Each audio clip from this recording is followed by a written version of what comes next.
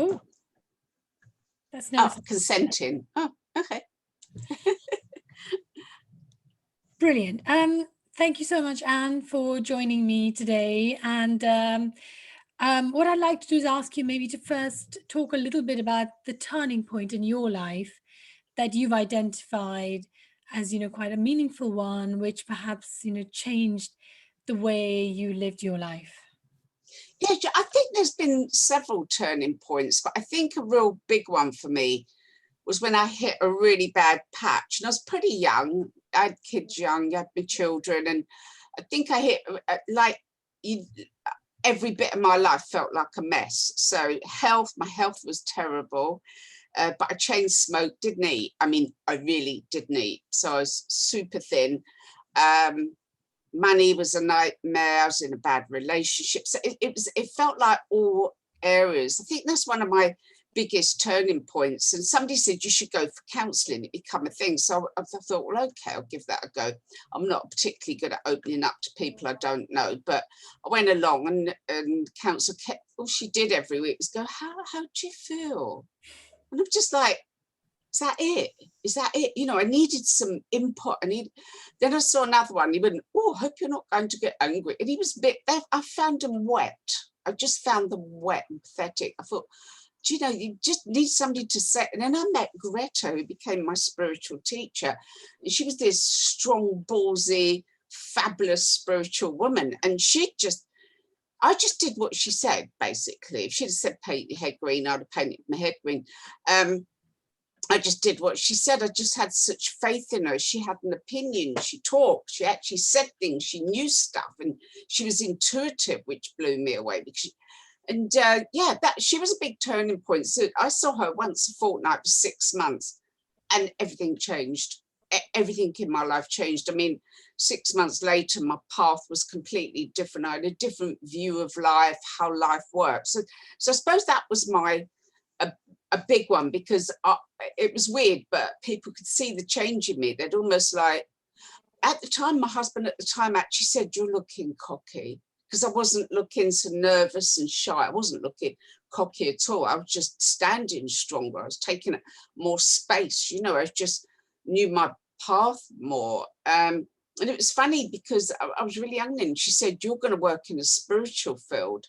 You've got a big spiritual field and life to follow. And I went, oh, don't be silly, Greta, I can't do all that. I mean, I come from, my grandmother was spiritual. I mean, that was a big turning point, staying with my nan and watching her fortune telling. And I was always curious and around the spiritual things, but I just thought at that time, I would never have thought to work in it. And it was Greta saying this to me.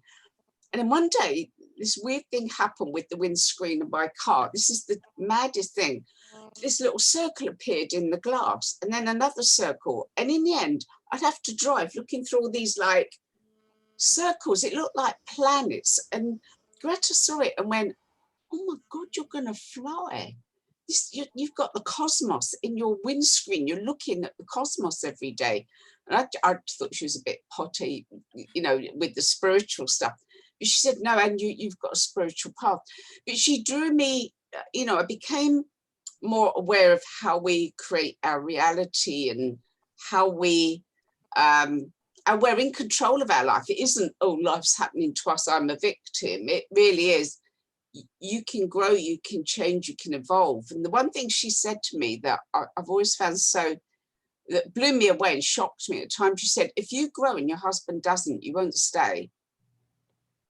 And that really, really blew me away, because I thought, well, you can work your way through things, you sort things out.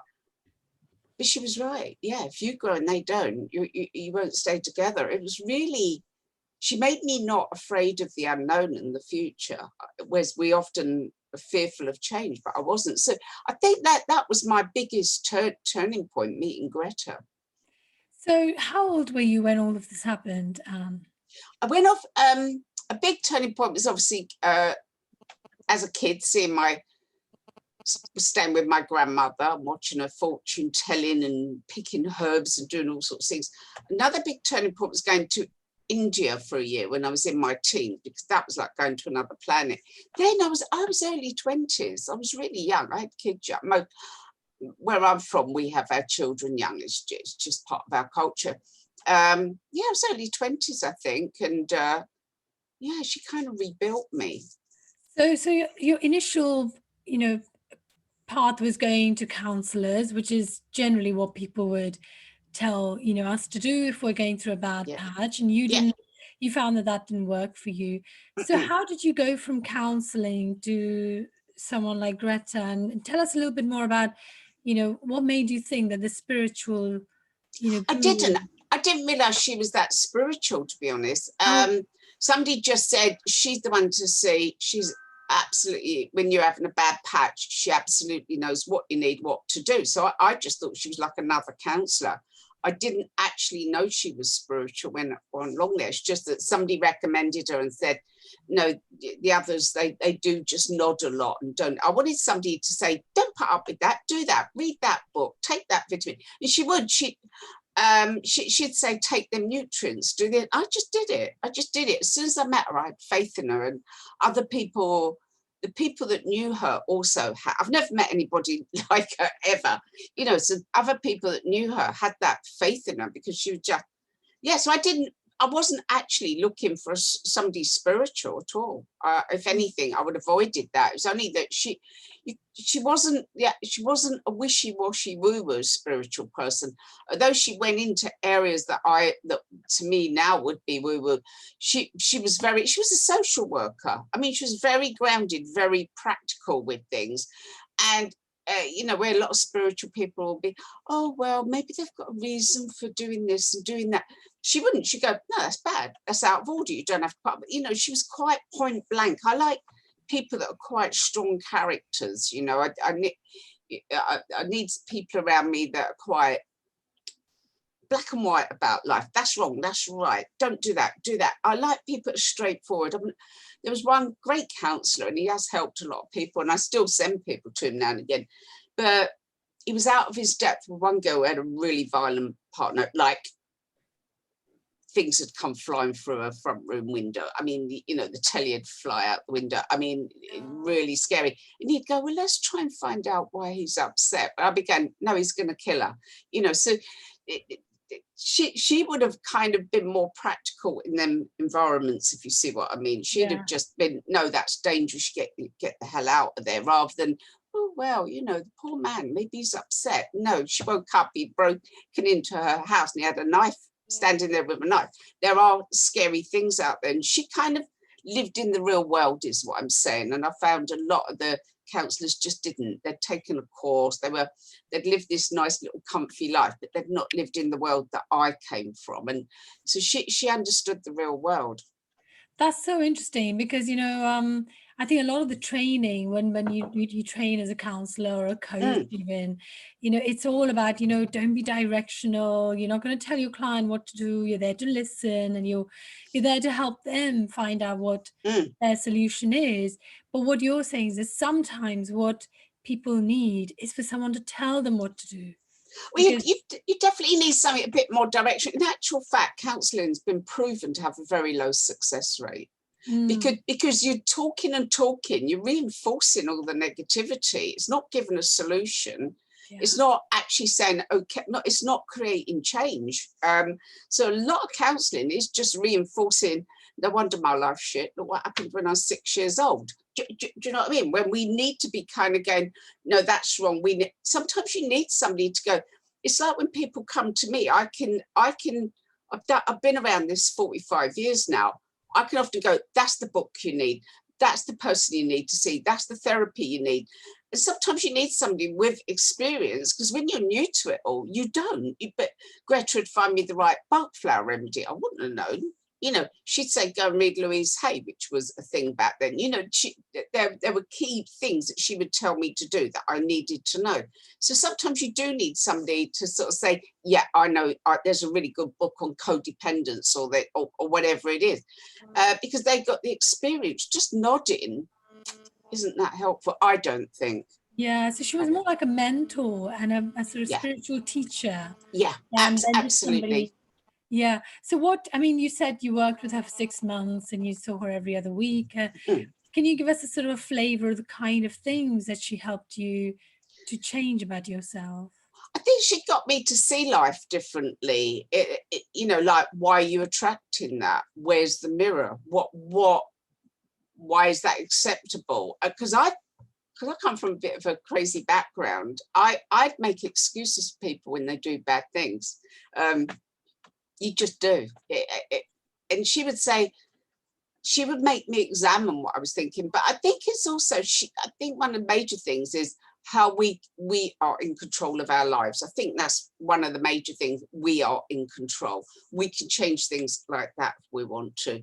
And that's the bit that really made me think, yeah, I can change this. I don't have to struggle for money. I don't have to be ill. So at the time, my health was, I had a lot of health issues at the time, mainly from bad living and the stress of how I was living. Give an example. I mean, I just wanted everything immediate, no patience whatsoever. So she got me the Bach flower remedy in patience. And I wanted to drink the whole thing in one go. I wanted it to be like Alice in Wonderland, drink it. She said, that's why you need it, because you just want to drink that little brown bottle and everything change overnight. But you've got to work, you know, you've got to work. You've got to do the drops daily. And I went, no, I want it to work instantly, you know. But yeah, she got me to understand why you have certain illnesses, which I remember back then was really unusual to hear. You know, that it was always my stomach. I ended up having a huge operation. I've got a gorgeous, massive, ugly scar because I didn't know beforehand how you can change, you know, what's happening inside, why you're creating that illness, what's going on, you know. So she taught me many things, but I think a lot of it was, you can create your path, which is obviously what I do with people now. Yes, yes. So let's talk a bit about that. So she changed the way you saw your own life, and she Mm, gave you this sense of empowerment, you know, that yeah, you could create your own path. So yeah. what happened next after that? But I think I started to, I stopped people taking liberties. That was a big thing. I found, you know, I'd always say yes. You know, when you say yes, and but you're not happy that you've said yes, so you get taken advantage of. So I learned to say no. I learned to set boundaries, which was an amazing thing. And I'd always been around the spiritual path, obviously, because of my grandmother. And somebody by chance bought me a pack of tarot cards, and I think she opened up my spiritual side. She tried to teach me meditation. I'm still rubbish at it because I'm not patient. And so I'd sit there and I'd keep peeping. So she'd invite me along to some spiritual groups and healing and channeling and all sorts of things. So but I did start to read cards, and that was a massive turning point, you know, that I started to, it was funny because I was working in sales and I'm doing really well. I mean, it was really, really, it was a type of sales I'm good at. And I didn't realize I hated it. You know, do you know what I mean? Because you're good at it and you're earning a lot of money. You don't always stop and think, I really don't like this. I really didn't like the people I was working with. I sound horrible, but they were really funny, uptight little people. They never smiled. If you made a joke, they'd all look at you in horror. And so, and I woke up one day, and this is the change she created in me. I just didn't go back. I just didn't go back. Actually, what happened was I got in my car, the car broke down, I got a puncture, it was tremendous rain, and I just thought, I ain't doing this no more. So I managed to get back home, never went back. Didn't turn up for a meeting with the big boss. I didn't answer their calls. I just went, no, I'm not doing this. I'm not doing it. I'm not going there anymore. And the boss called me up and said, you crazy, look what you're earning. And your earnings are doubling up each year. You'll be on a fortune. And as he said it, my heart sank. And in between, I'd been reading cards for people. I went, I'm just going to read cards. I've got no idea how I can make a living out of this. I've got no idea how I'm going to pay my bills, but I'm going to do it. I'm just going to do it. And I just started reading cards. Put up little leaflets everywhere, letting everybody know. And that was it. That started my spiritual journey. I remember Greta one day saying to me, what do you think about so-and-so? And it was about aspects of my life, like my work. And I'd go, well, so-and-so thinks this. And she'd go, no, what do you think? And I couldn't answer her.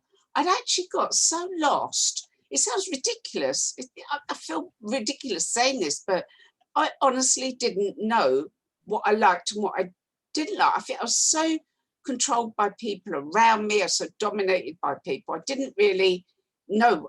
So she put me in touch with, no, I really don't like that. No, that's wrong. No, that person's taking advantage. So I started to see my life clearly. And then I started to set the boundaries. And she was very good with boundaries. She was very good at teaching you boundaries, teaching you to say no. That was something.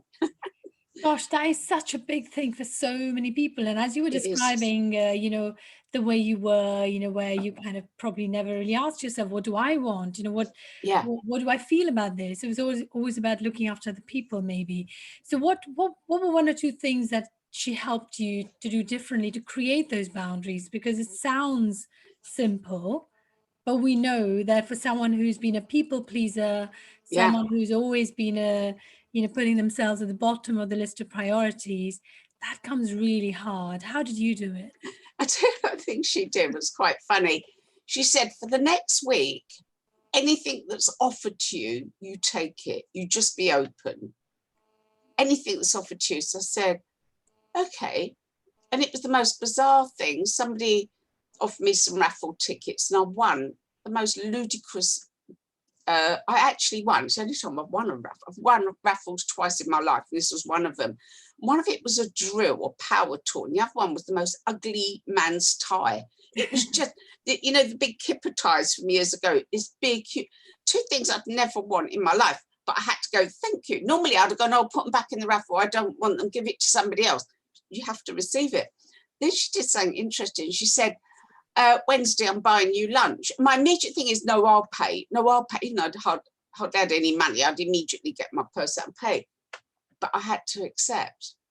And it was so alien for me. It sounds daft, but it was so alien for me to go, okay, you pay. Let somebody else pay. Because it was automatic for me to go, no. We do. I'll drive. I'll take you there. I'll do, stop. So I couldn't argue with her. So she got me on a very, as I say, practical level. And then I had somebody that was forever turning up with, this sounds awful, but I'll be honest, she had the most horrible child. This woman had just turned up and dumped her kid on me. Could I leave her here for 10 minutes? I'd be gone hours. I didn't even know her that well, but she had a kid about the same age as mine. And the kid would cry, she'd pee herself, she'd hit the other kid. She was just hideous. And not my problem. Whereas before I was brought up to be, oh, well, you've got to be kind and da. And one day she came back hours later for a child and I went, don't ever do that again. Shut the door, gave her a child, don't ever jump your kid on me again for hours. Don't do that. So before I'd have been uncomfortable, you're being mean, it's not the kids' fault, blah, blah, blah. But Greta said, forget all that, just say no. Just say, don't do this. So it was very practical, but she was quite a tough cookie.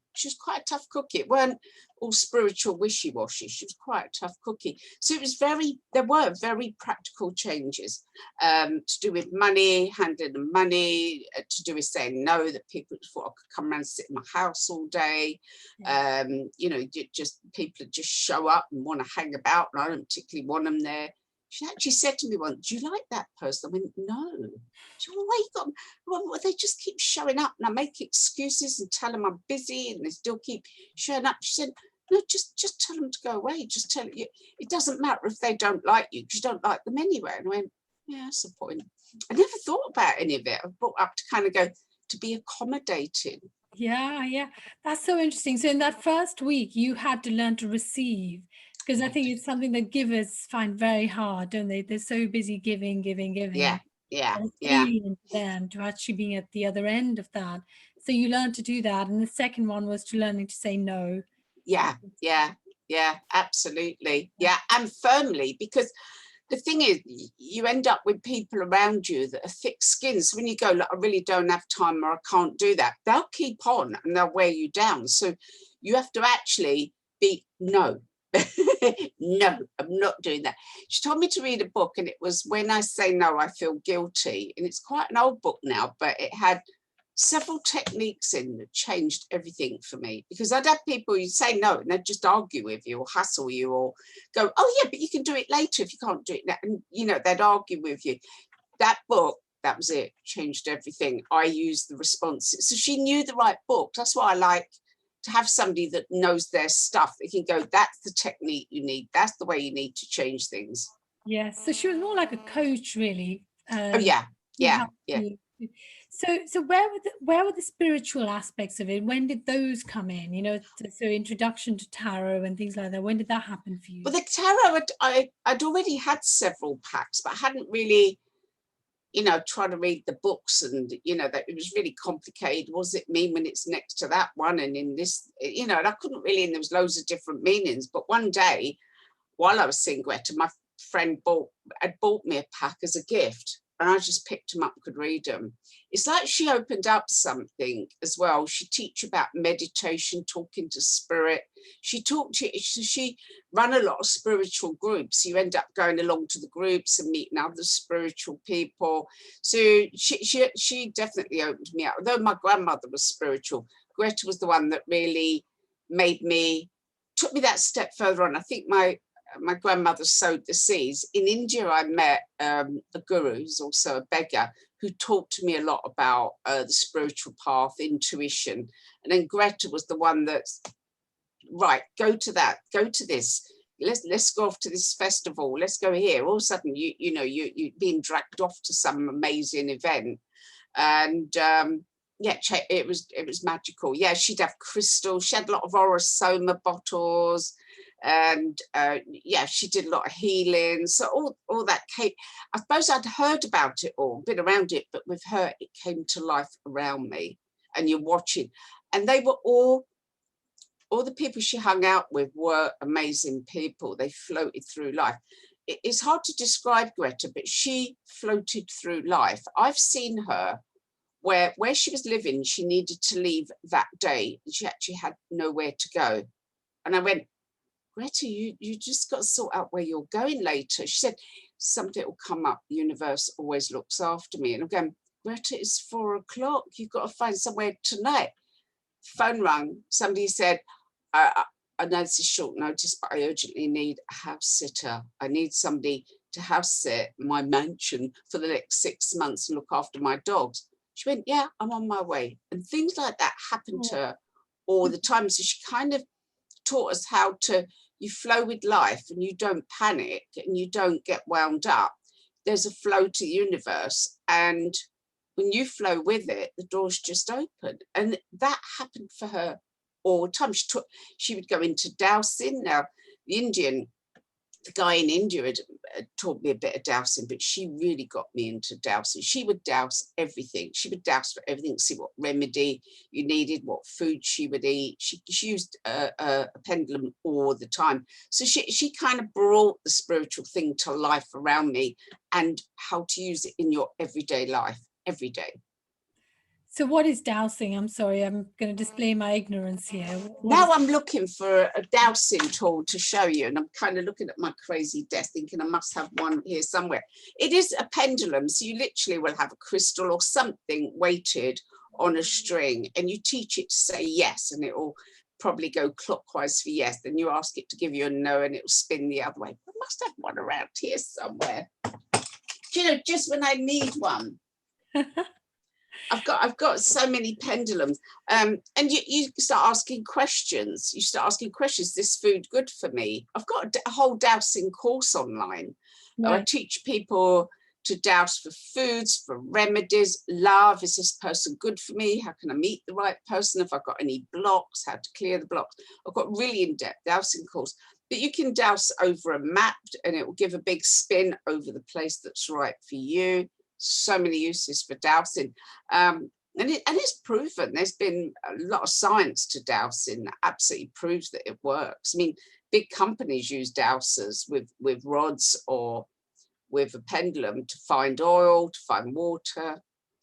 That's fascinating, because that was going to be my follow-on question, that that to be a spiritual person, do you have to be a certain kind of person? I mean, like, did you have a sort of genetic lineage because your grandmother did it, or is it just about mindset and being open to this new I don't think it's, I think we're all have got this within us from our ancestors. I think our ancestors lived a spiritual life. If you go back, They would have doused for water.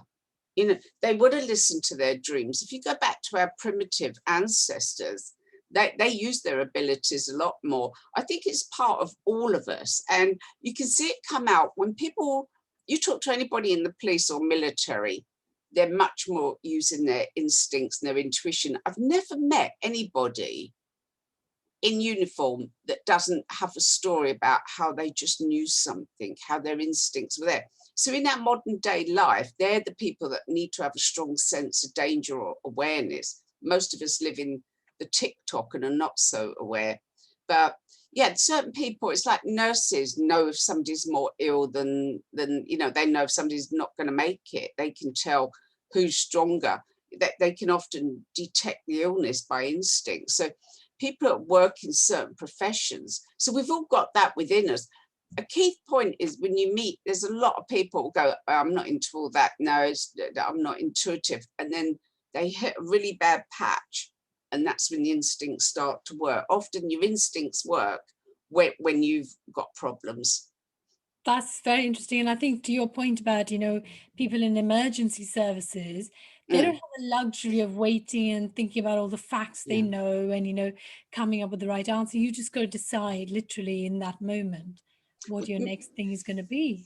The military do actually teach this. The SAS teach what they call jungle consciousness, that when you're in the jungle, after you've been in the jungle 2 weeks, it takes 2 weeks, because at first the jungle's really noisy and it's just a lot of noise. But after 2 weeks, there's one noise that you go, be careful, and you know it's danger, could be a wild animal, or out of all the noises. They also teach, if the enemy are coming towards you, don't look at them because they will feel you looking. Avert your eyes, otherwise they will sense you watching them. So I put in my last book, US Navy are doing a lot of studies because they found that there are some people in the military that just know, get out the way, that the bullets coming your way or something. They have some sort of an instinct. They just feel it. And they started to study the people that knew this, because once you analyze how it works, you can teach the others. They want to be able to teach their military people. I mean, I've got a military friend and he never gets shot. People around him get shot, but he always knows when to move. And I interviewed an ex-military guy that he just said he gets this tight feeling around his head. And that's like a signal to him, hang on, be careful here. And it actually saved him on a number of occasions where he's kind of gone, he was in a minefield, he was driving for days in a truck with several other people. And they got to this one field and he went, don't want to go into that one. No reason, it looks same as the others. They drove into it, found it was a minefield, and they were stuck there for 2 days. But he said that tight, and one of the other guys in the truck also went, no, this don't feel right. What? It looks the same. What is it? And we have that primitive instinct. So sometimes it comes out when it's needed or when we're having a tough time. Yeah, yeah. And the key is to really learn to listen to it. Well, yeah, one of the reasons I put the intuition course together is because we might have the odd flash of inspiration, or now and again we might know something, but I've spent years analysing intuition. How does it actually work for you personally? We all have our own way of processing information. So once you've sussed out how it works, then you can use it whenever you want. You can actually tap into the intuition. So I've spent time breaking down intuition, absolutely breaking it down into lots of different submodalities to find out how it actually works. It's quite interesting that once I've worked with people and taught them their intuition, it's a very interesting process that they bring up all the time. Yeah, no, I'm sort of in part way through that course, and I think it's, yeah, I highly recommend. It's very, very interesting. So Thank I you. want to get back to the tarot cards, and that's another thing I'm fascinated by. Obviously, it seems so difficult to explain. Like, Mm, what is the person doing? How can they look at some cards and yeah. know what's going on with the person? So can you maybe sort of demystify to people who Yeah. don't understand what tarot is? How does it work? And how do you know what's going on with a person you've never even met before? Yeah, it's an interesting one. The first time I had a reading, and it was when I was having a tough time, and a friend was going off for a reading. I didn't really want one, to be honest. I thought it was just sounded a bit daft. But there was some guy in Windsor. There was a psychic fair. This was really young at the time, and I'm really good at just. You'll never know if I've got a problem. Do you know what I mean? You're never going to know. I don't show it. And he pulled out the card and he bit by bit dissected my life and said everything that was going on. He was so accurate, blew me away. So I actually thought, well, that's interesting. So about a month later, I went to somebody else just out of curiosity, and they said almost word for word what he'd said. So it was really, really very on point, very specific. So that drew me, but I couldn't quite work out how to read the card. Now I've got a course that is the simplest method out there. I really believe it is simplest, but the books deliberately complicate them. The book's really overcomplicated. But the thing is with the cards, you break them down. So you break them down into 4 suits, you break them down into court cards, you break them down into major arcana. So once you start breaking it down, it makes a lot more sense. Life's about chunking down. So the major arcana is just the big events that happen in your life. Court cards are the players, the people involved. And the 4 suits are the different, our love and work, you know, our finances. They just break down the different areas of our life. So as soon as you do that, but the thing is, when I read cards, you can tap into something more. When I'm reading the card, I pull out cards, but it's like they talk to me. So I could pull out cards for you. The same cards could come out for somebody else, and I would say something different. It's what they say to me at that moment. It's like they trigger something. It's like a crystal ball. Where's my? I can't find any of my stuff today. I've got a crystal ball here somewhere. And when you look at a crystal ball, people think it's like you're watching telly. You know, you're looking in the ball, but it isn't. It reflects back into your mind. So when you look at a crystal ball, your mind sort of wakens up. It will put images into your mind. So when I'm working with cards, the cards, I feel like they're talking to me. Yeah. And then they give me information. But information is floating out there on the ether. Information is just out there. If you use a tool, it will stimulate the part of your brain that can access that information. And people, you know, there are people on YouTube obviously who do tarot readings, and they might do it for certain, you know, zodiac signs. How does that work? Because based on what you've said, it's very individual based. So how are they able to do that for like an entire zodiac sign, or I don't know, Sagittarius or Cancer or whoever? How does It's an interesting one because I don't do astrology. I have actually had astrology columns and been on the radio doing astrology, but it's not massively my thing. But it's an interesting one. If you look at, say, Susan Miller, astrologyzone.com, you read for your sign, it's like she's talking to you. And you think, well, not for me. I think, well, how can all Leos have that? But we've got mutual friends. I mean, she's huge, Susan Miller. I mean, people really follow. Beginning of the month, people are actually rude to her if she hasn't got her astrology columns out on time. They're like, why haven't you done it? I need it. You know, they get quite aggressive, even though she's doing all this work for free. But we've got a mutual friend. She actually called him up one day and went, can you check your back garden? Because I think there might be a problem with your pipes. Sagittarians are having a problem with pipes. And he said, I've never get my hands dirty. I always calling people to do stuff, but I'm actually digging in my back garden because I've got a burst pipe. She's that accurate that she'll say, yeah, because you're probably talking to people from the media on the 25th, and you go, I'm talking to people in the media on the 20th. She's so specific. So I think with it, it's a combination of what's actually happening in the planets, but I think they're also intuitive. I think once she starts, because she writes a lot for each sign, I think she's also tuning in to trends, because you're looking at more trends, although she can be very specific. So I think she's also bringing in information from outside of herself to be so good. Yeah, that's so interesting. So anyway, so you went down the tarot path, and from there you've obviously added more and more expertise. So talk a little bit about that, please. Yeah, well, tarot I did for many, many years. I was always interested in past life regression. Greta would talk about it and several of her friends, but you go back that far, couldn't find a regressionist. You know, obviously you just couldn't find people. Couldn't Google people. If it weren't in Yellow Pages, forget it. You know, you got to remember back then you didn't have spiritual books in your local bookstore. You'd have to go into central London to Watkins. That was the only place you could get them. Now and again, you'd see a little advert somewhere, mail order, that you could order something. It was very, very difficult to get the information. But I'd hear Greta and her friends talking about past life regression, and I was just absolutely captivated. So it took many years, but eventually Denise Lynn came over. I still think she's the best in the world. And she did a huge room full of people. I think it was something like 800 people in the room. And she took them all back to past lives. And that was it. I knew I had to work with it. But again, there was no training.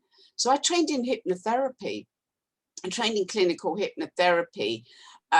So that I thought maybe I should have some sort of certificate, you know, maybe I'll have some qualification somewhere. So I did that and just started writing my own scripts and started taking people into past lives, and it was just captivating. It was just magical. Absolutely, totally love working past lives. Then one day some military guys came wanting to find out something from the past, and I ended up working with them quite regularly.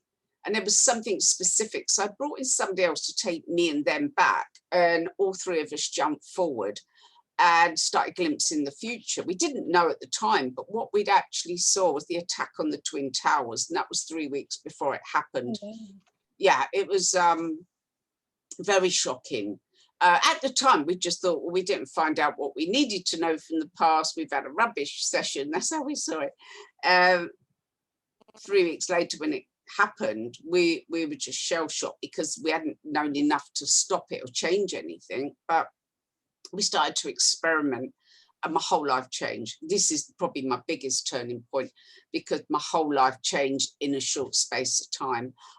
We started glimpsing world events, not the obvious, not, you know, things you might guess. This wasn't guessable things. We started to see the future. We started to write down. I started to take my clients forward. And what really got me, things I saw at 5 years started to happen much sooner.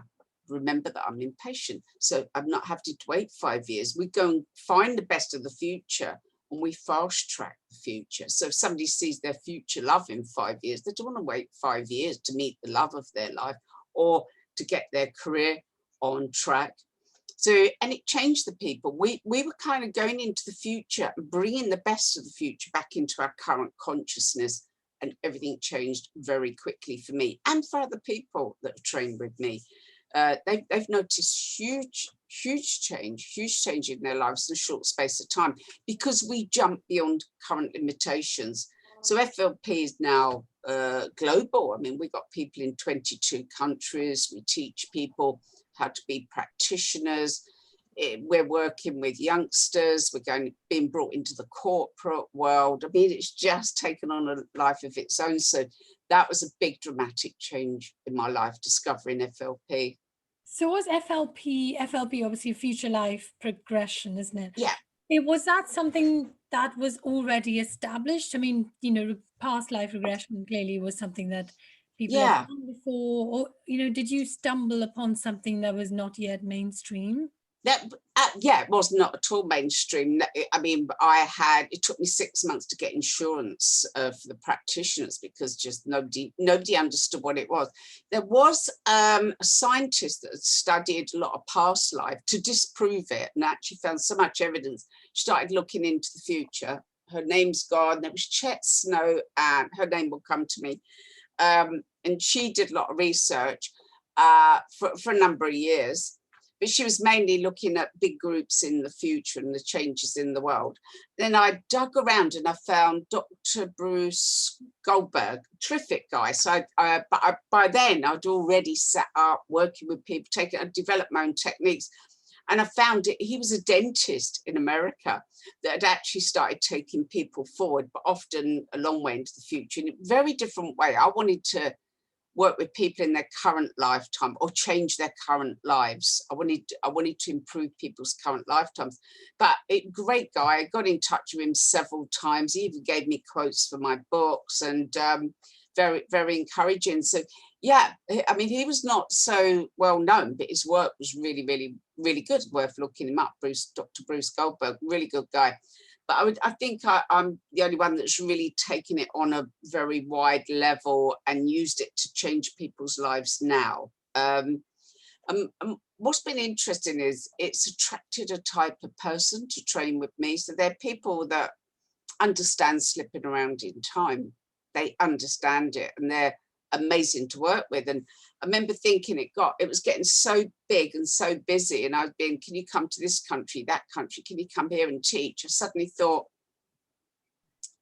I can't be everywhere. I love jumping on and I suddenly thought, why are you trying to? You amazing people with their own expertise have trained with you. So it's become more a group of us than about me, you know, because there's people there like Carol and John who are experts on working with children. So I don't think I'm meant to develop that area. They will develop that. We look at addictions, which are a modern day problem. The corporate world's calling me in. So that's been very interesting. When you've got government department calling you in for a month to work with their people and they're loving it, that's when you kind of saying, yeah, something interesting is going on here. So yeah, it's just been fabulous, been really, and it gets more exciting all the time. And the practitioners, they're like a family because they're all on the same wavelength, so they all get on with each other. So how does it work when a corporate wants you to come in? What kind of things are they asking you to work on? Well, the thing is, the world of work, my last book, which I usually spend 6 months on a book. I spent 5 years researching, talking to people, because it was about 5 years beforehand, I could feel the world of work was going to keep changing, and it's going to keep changing. Okay, we've had COVID, we've had lockdown, other things are going to keep happening. The world of work is going to keep changing. AI sounds futuristic, but it's already running our lives. There's so many things that are going to, and this is just scratching the surface. The world of work is going to keep changing. So I knew we needed different strategies in order to thrive in the future. So that was my main, that was what the last book was about, how we need to change, what we need to know. And it is about the world of work.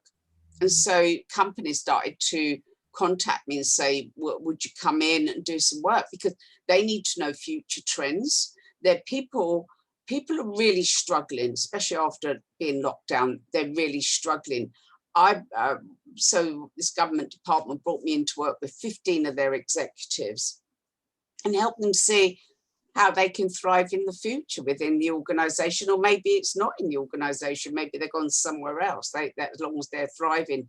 So it give them confidence while they're sitting there going, oh God, suppose my job dries up, or what am I going to do? We're going to be working from home. Give them a clear path. But I also did 2 2-hour sessions with them to see the whole company and where that department's going to be heading. What do they need to know? What changes are coming up?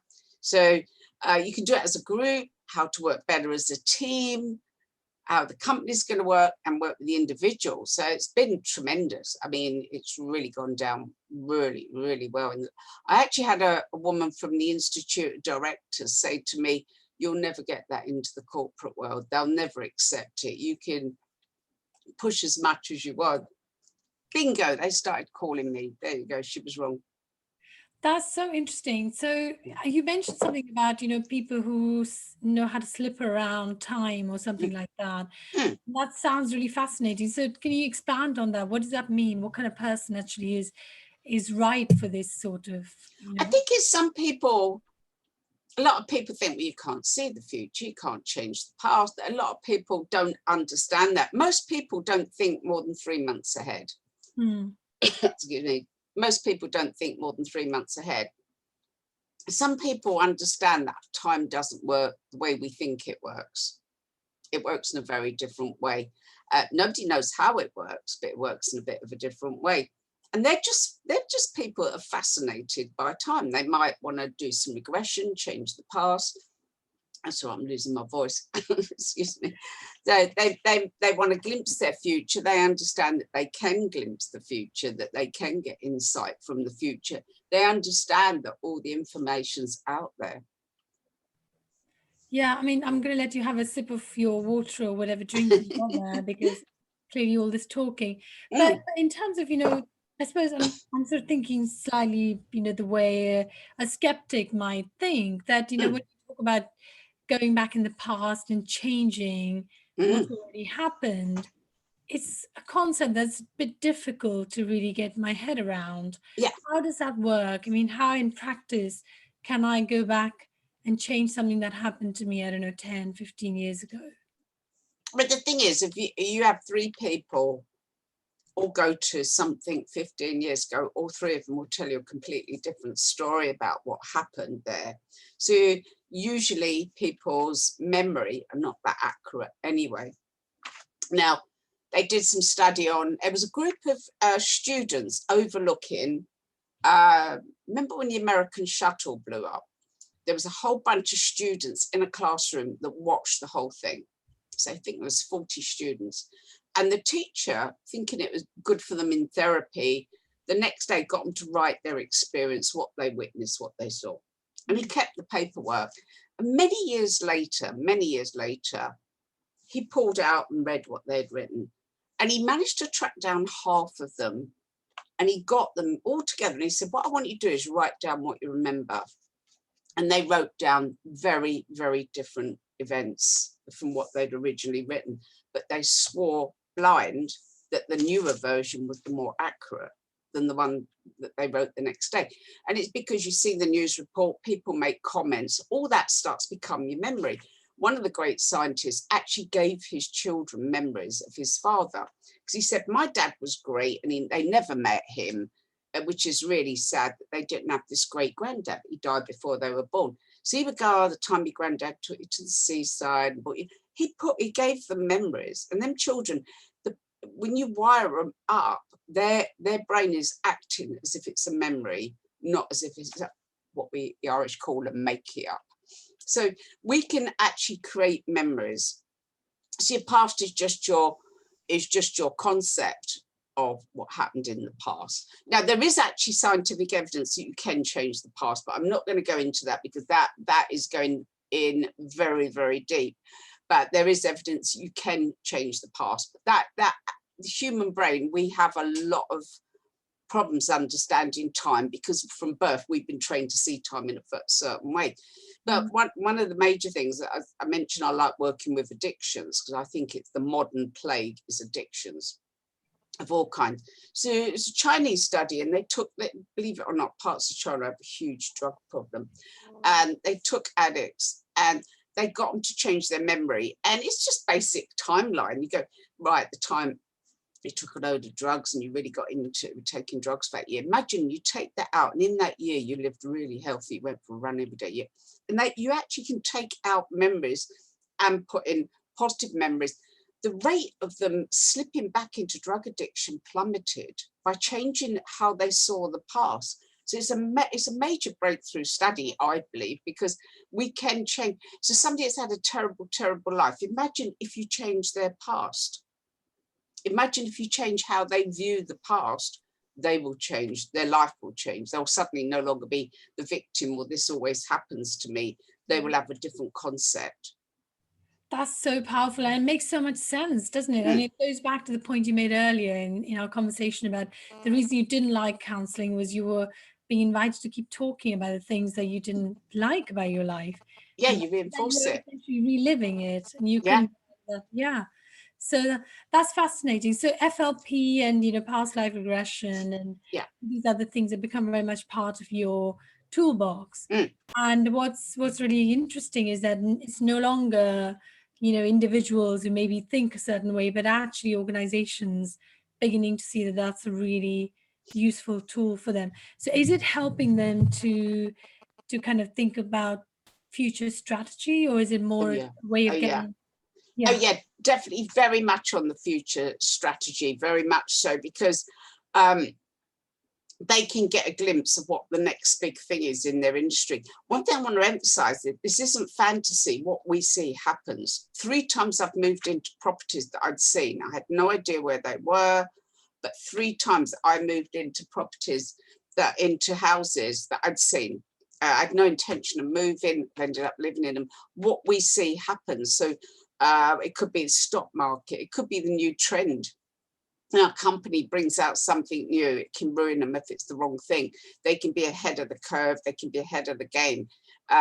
They can see, I mean, one of the things I said in an interview a few years back, and I put it in the new book, which came out, was written before COVID. London's going to be empty.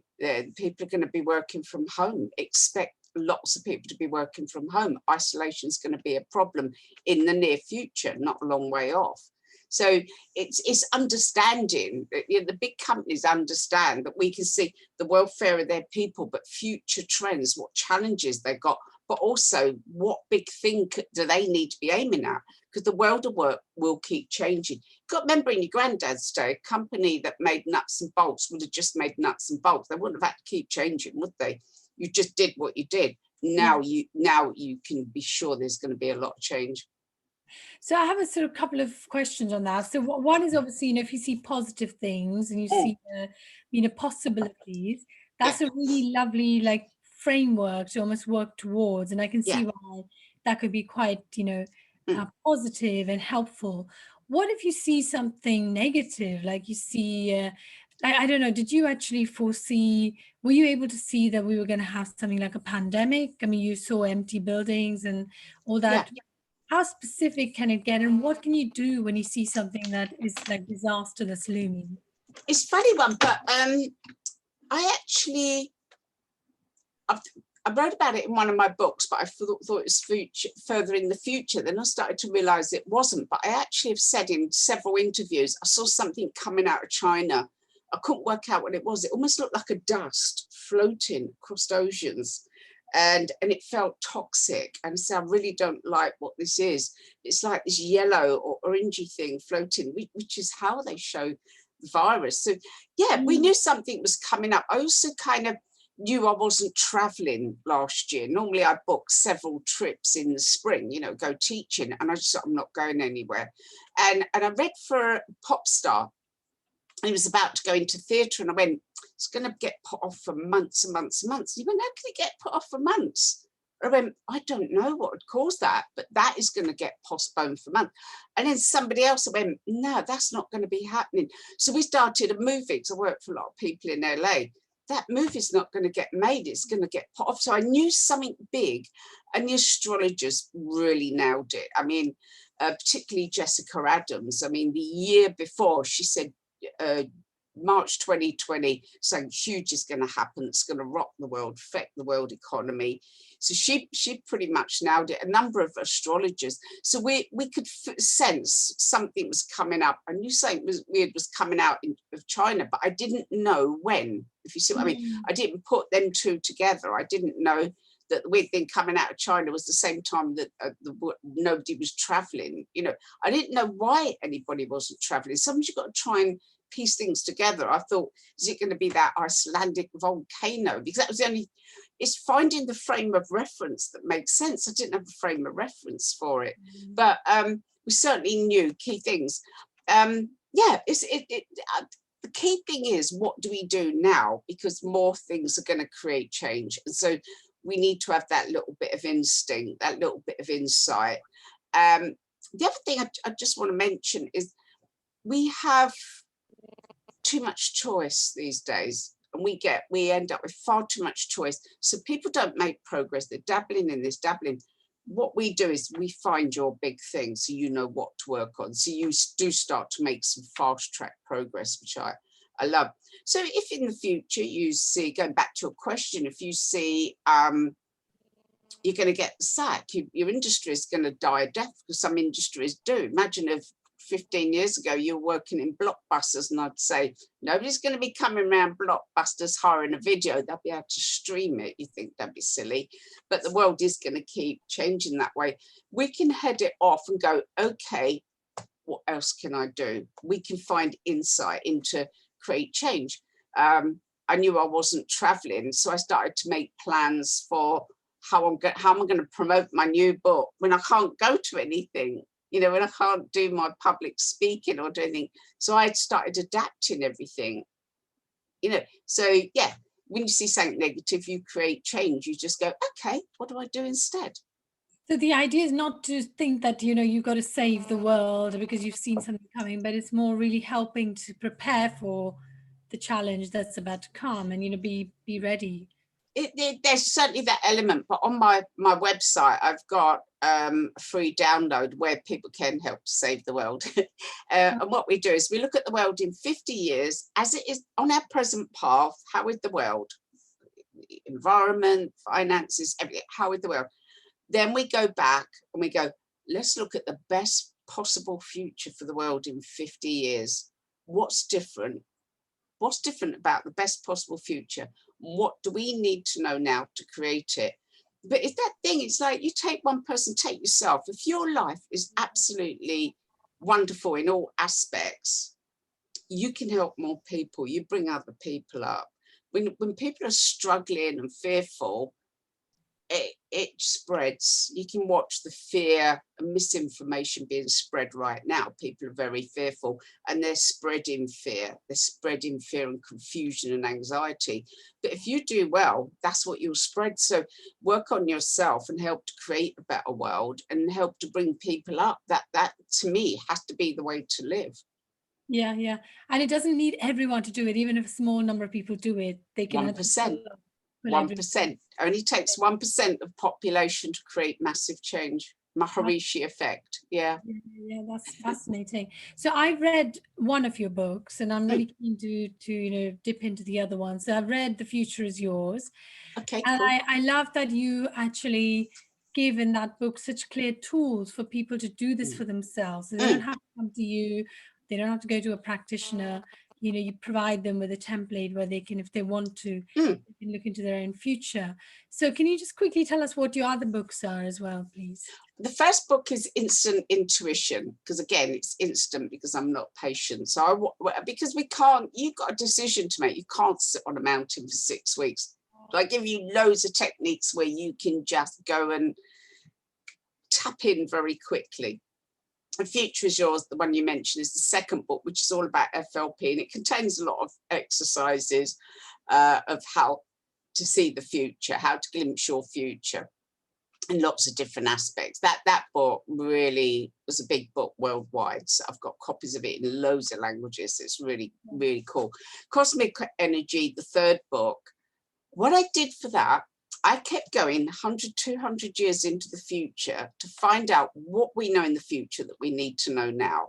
And the answer kept coming back, cosmic energy. It's all about the energy. And so that was a bigger book to write because I was learning things that were not already out there. And trying them out on groups, and wrote the book. Fourth book is about create your perfect future, and that's taking FLP a big step forward, where we're going 1,000 years into the future. We're changing the past, we're clearing the path. That was an exciting book to read because it took things a lot further. Then the fifth book, my recent book, Future Vision, Your Work in Life, and that really is what you need to know, the 10 strategies you need to thrive in the future. And we need very different strategies today than what we have been using in the past. It starts off, whatever you do, it will change. I don't care if you're a hairdresser or a CEO, whatever you are, a restaurant owner, a nurse, your world of work will change. And if you keep doing what you're doing, you won't keep getting what you're getting. You'll slip backwards. So that's how the book starts. But it gives 10 strategies. So they're the 5 books.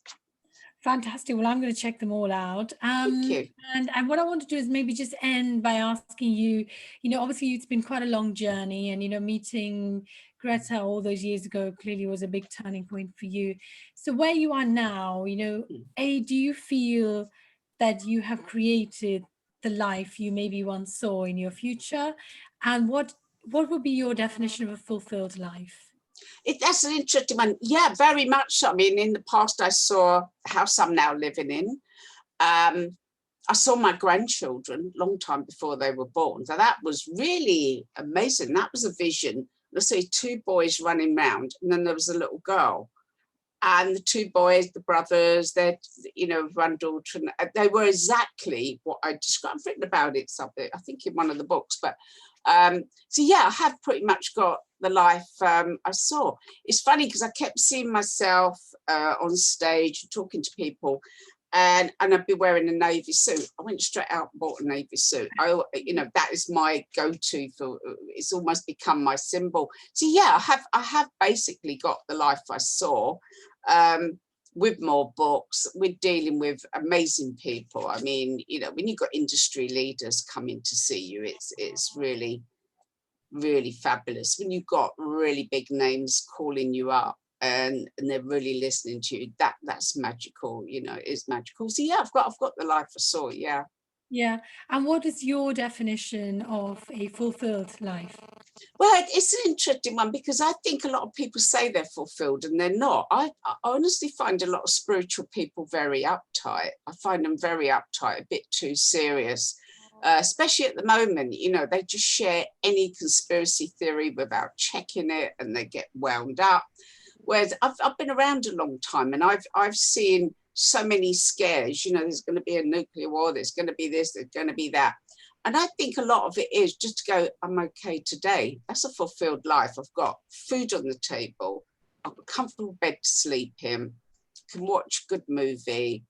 Do you know what I mean? I've got good people in my life and I'm healthy. That I think we do come back to gratitude and acknowledging what we have. But I think also part of it is contribution. People who don't contribute, who don't have a purpose. If you're doing something that might make the world a bit of a better place, that I think that's fulfillment. Living a comfortable life rather than thinking, I haven't got a big car, I haven't got this, I haven't got that. No, what have I got? What have I got? I'm actually rich, aren't we? Do you know what I mean? You take the average person, they can cook a nice meal.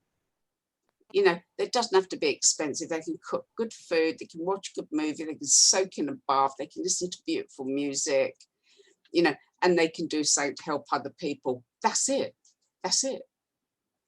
I was thinking about what you were saying about Greta and how she kind of floated through Yeah. time, through life. Yeah. That feels like maybe that would be quite a fulfilled life, wouldn't it? It really is, when you got that faith that no, it'll all work out just fine, and it does. It's like Mark Twain said, in my life I've worried about many things and most of them never happened. We worry about all these things, we get stressed. At the amount of times I've had conversations with people and they're going, oh, this is going to cause havoc, the world's going to end, this is all going to be terrible, and I go, it'll all just go back to normal, promise you. And they get really upset with me when I say that. But it does. The world settles down. If things settle down, we have dramas and they settle down again. I get called on radio and like Millennium was a classic one. Oh, Nostradamus' prediction, the Millennium bug. And I just go, no, you're going to have the same annoying neighbours and same pile of bills. Nothing much is going to change. But you just be okay in your life today. Just today go, I can make good food. I can be surrounded by wonderful people. I've got my health. It's counting your blessings. I think count your blessings and do something to make somebody else's life a little easier. I often say to people, look at what you're posting on Facebook or look at the message you're giving out there. Because a lot of people, it's just negative. Oh, it's bad. This is happening. That's happening in the world. Oh, these bad people are running the world. And they're spreading negativity. And you can see they're not enjoying their life. They're not enjoying their life. And I just think spread a little bit of joy. Make people smile. Show a bit of kindness. Then you'll have a fulfilled life. Thank you so much, Anne. And I'm so grateful. I mean, it's amazing that, I got in touch with you this morning. And you just, you said yes. And I'm never just free. I really plan out my day, but I actually crossed today off because I want to record something. And I just thought, oh, that's interesting. I'm actually here and ready and can talk. So the synchronicity, the timing you've got great timing. Yes, I'm so grateful. And this is going to go out by the end of this week. So it's going to be fairly quick turnaround. Thank you so much, Anne. You're welcome. You. And, I'm looking forward to reading some of the other books you talked about. And if somebody's not, heard of you or not read your books, I mean, if there's one book they should start with, which one would that be? I would say the future is yours. I would actually say the future is yours. I think that's the book that really changed everything for me. The future is yours.